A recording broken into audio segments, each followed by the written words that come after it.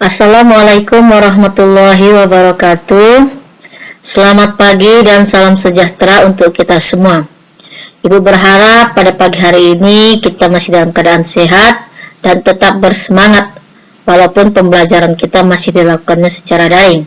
Baiklah, materi yang akan kita bahas untuk pagi ini adalah tentang perlindungan dan penegakan hukum di Indonesia. Hakikat perlindungan dan penegakan hukum. Apa sih perlindungan hukum itu? Menurut Andi Hamzah, perlindungan hukum itu adalah sebagai daya upaya yang dilakukan secara sadar oleh setiap orang maupun lembaga pemerintah dan swasta yang bertujuan mengusahakan pengamanan. Perlindungan hukum di Indonesia diberikan juga kepada hak atas kekayaan intelektual atau disebut dengan HAKI, ya. Itu dituangkan di dalam undang-undang yang pertama itu Undang-Undang Nomor 28 Tahun 2014 tentang Hak Cipta. Yang kedua Undang-Undang Nomor 15 Tahun 2001 tentang merek. Berikutnya Undang-Undang Nomor 13 Tahun 2016 tentang paten. Kedua, pentingnya perlindungan dan penegakan hukum. Pertama itu adalah tegaknya supremasi hukum. Yang kedua, tegaknya keadilan. Ketiga, mewujudkan perdamaian dalam kehidupan di masyarakat. Sama-sama kita lihat di situ ada gambar bahwasannya panah menunjukkan keadilan. Anak bertanya kepada ayahnya, masih jauh ya Pak? Oke, kita lanjut. B. Peran lembaga penegakan hukum dalam menjamin keadilan. Itu ada 4. Yang pertama adalah peran Kepolisian Republik Indonesia. Yang pertama melakukan penangkapan, penahanan, penggeledahan, dan penyitaan.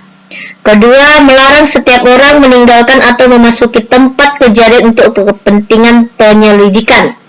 Ketiga, membawa dan menghadapkan orang kepada penyelidik dalam rangka penyelidikan. Keempat, melakukan pemeriksaan dan penyitaan surat.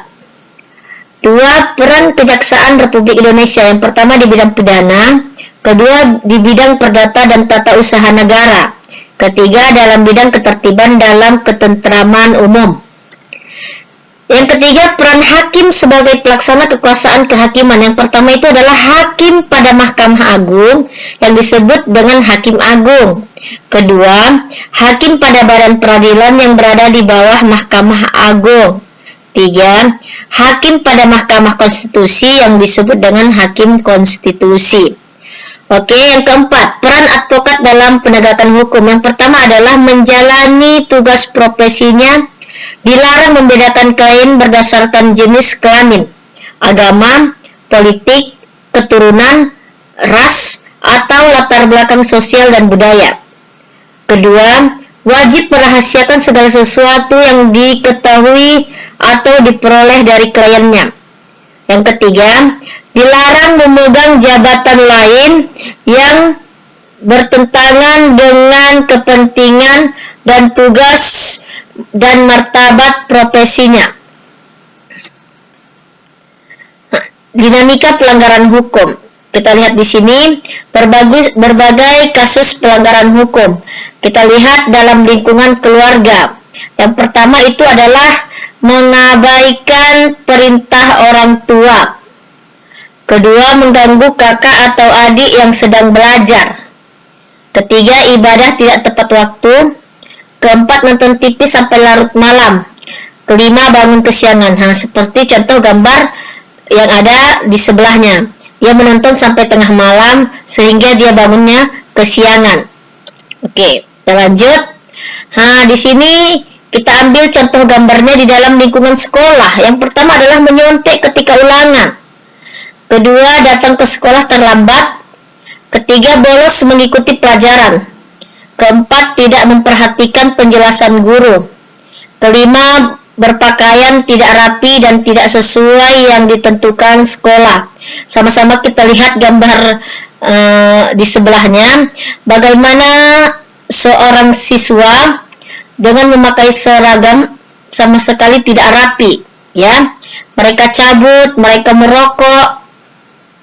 Itu adalah contoh dalam lingkungan sekolah. Oke, sampai di sini pertemuan kita, dan Ibu ada memberikan 2 pertanyaan. Semoga kalian bisa menjawabnya dengan baik dan benar. Ibu sudahi. Assalamualaikum warahmatullahi wabarakatuh.